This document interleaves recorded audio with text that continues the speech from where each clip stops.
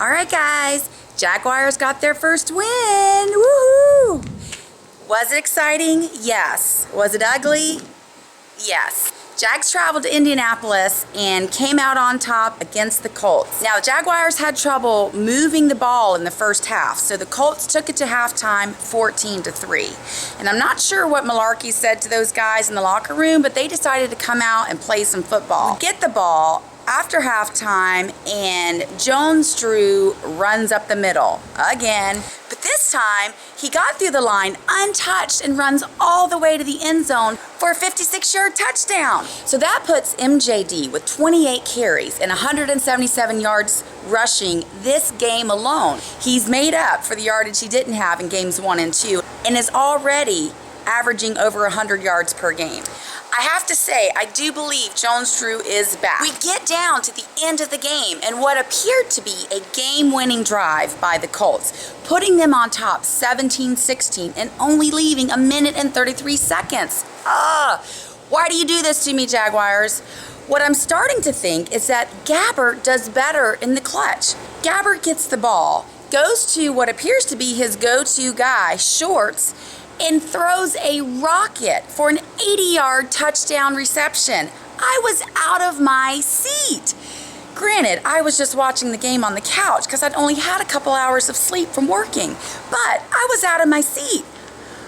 I don't know why you do this to me, Jaguars.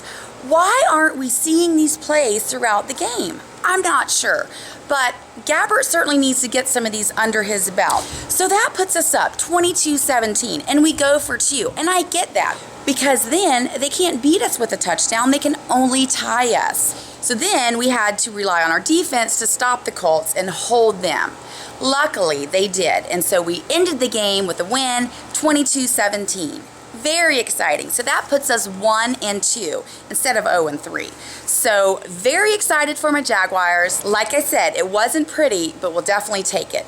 This week at home, we host the Bengals. I'll be there doing all that I can do, as you know.